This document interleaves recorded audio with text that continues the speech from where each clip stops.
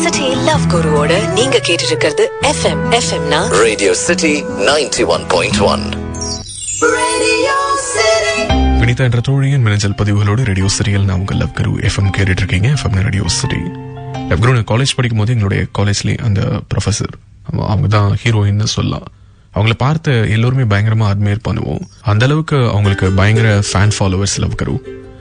அவங்க ஒருத்தர் லவ் பண்றதா சொல்லி எங்களுடைய காலேஜ்ல ஒரு டாக் ஸ்ப்ரெட் ஆச்சு. எனக்கு அந்த அண்ணாவையும் தெரியும். ஆனா அந்த அண்ணா பாக்குறதுக்குலாம் ஒரு நாளா இருக்க மாட்டாரு. எப்படி இவங்க போயிட்டு அவரை லவ் பண்றாங்க அப்படின்னு சொல்லிட்டு எனக்கு அப்பவே யோசனை. பட் இருந்தாலும் எனக்கு அவங்க மேல எனக்கு கொஞ்சம் மரியாதை கூட தான் செஞ்சது. ஏன்னா அழகுக்கெல்லாம் முக்கியத்துவம் கொடுக்காம அவரை லவ் பண்றாங்களே அப்படின்னு சொல்லிட்டு அந்த காலேஜ் முடிக்கிற வரைக்கும் எங்களுடைய டீம்ல உட்காந்து பேசணும்னா நாங்க டிஸ்கஸ் பண்ற ஒரு 4-5 விஷயத்துல கண்டிப்பா அந்த மேடத்துடைய லவ் ஸ்டோரியும் ஒன்னா இருக்கும். காலங்கள் உருண்டோன்னுச்சு. சமீபத்துல அந்த அண்ணாவை மீட் பண்ண, அந்த மேம் எங்க இருக்காங்கன்னு கூட எனக்கு தெரியாது. அந்த அண்ணா சொன்ன தகவல்கள்லாம் கேட்கும்போது ரொம்ப பிரமிப்பா இருந்தது. ஏன்னா எங்களுடைய காலேஜ் முழுக்க என்ன பேசிக்கிட்டோம் அப்படின்னா அந்த மேம் அந்த அண்ணா தான் துரத்தி லவ் பண்ண சொல்லி டார்ச்சர் பண்றாருன்னு. ஆனா உண்மை வேற மாதிரி இருந்திருக்கு. அந்த அண்ணா கூட ஆல்மோஸ்ட் தலையே கட்டாம எங்களுடைய மேம் வாழ்ந்தே இருக்காங்க. பட் ஸ்டில் ஏன் எங்களுடைய காலேஜ் முழுக்க அந்த மாதிரியான ஒரு பில்டப் அவங்க ஸ்ப்ரெட் பண்ணாங்க அல்லது ஏற்படுத்தினாங்கன்னு தெரியல. ரெண்டாவது இப்போ அந்த அண்ணாவுக்கு வேற ஒருத்தங்க கூட கல்யாணம் ஆயிருக்குது. அந்த மேம் எங்க இருக்காங்கன்னு கேட்டேன். அதுக்கு பிறகுதான் தெரிய வந்தது மேம் இந்த நாட்டிலேயே இல்லையாண்டாங்க. வினிதா கூட தொடர்ந்து பேசலாம். ஸ்டேடியோ நீங்க கேட்டுட்டு இருக்கிறது எஃப்எம் ரேடியோ சிட்டி 91.1. நான் உங்க ரேடியோ சிட்டி லவ் குரு. வினிதா என்ற தோழியின் மினஞ்சல் பதிவுல நான் அவங்க கூட பகிர்ந்துட்டு இருக்கேன். எஃப்எம்மோடு இணைந்திருக்கீங்க. எஃப்எம் ரேடியோ சிட்டி தொடர்ந்து பேசினாங்க. அதான் சொல்லும் போதுதான் பல விஷயங்கள் எனக்கு புரிஞ்சது லவ் குரு.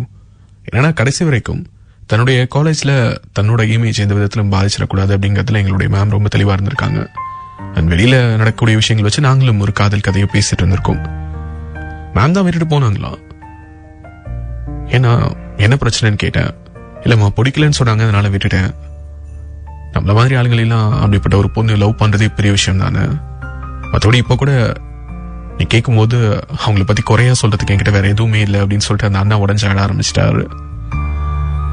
இந்த கதையை கேட்டு முடிக்கும் போது எனக்கு ஒரு மாதிரி மனசுக்குள்ளார பாதிப்பு. ஆமா, வார்த்தைகளால விவரிக்க முடியல. பல காதல் கதைகளை பற்றி வெளியில இருந்து நம்ம பேசக்கூடிய வார்த்தைகள் எல்லாமே ரொம்ப தப்பா தான் இருக்குது.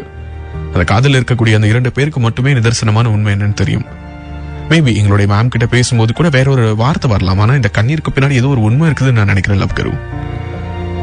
வெளியில இருந்து ஒரு காதலை பார்த்து அது சேர்றதை வச்சோ அல்லது பிரியறதை வச்சோ விமர்சனங்களை அள்ளி தெளிக்காதீங்கன்னு எல்லாத்தையும் சொல்லணும்னு தோணுது. எவ்வளவோ பேசியிருக்கோம். அப்கோர்ஸ் அந்த மேம் ரொம்ப அழகுதான். இந்த அண்ணா அழகு கிடையாது. ஆனா அவர் அழுத போது ரொம்ப பேரழகுன்னு எனக்கு தெரிஞ்சாரு. தன்னை விட்டுட்டு போன பொண்ணு நினைச்சு அழக்கூடிய ஒவ்வொரு ஆணும், தன்னை விட்டுட்டு போன ஆணை நினைச்சு அழக்கூடிய ஒவ்வொரு பெண்ணும் பேரழகிதான். அதுல எந்த விதமான மாற்று கருத்தும் கிடையாது. பட் வெளியிலேருந்து பேசுறது ரொம்ப அசிங்கம் வந்தாங்க.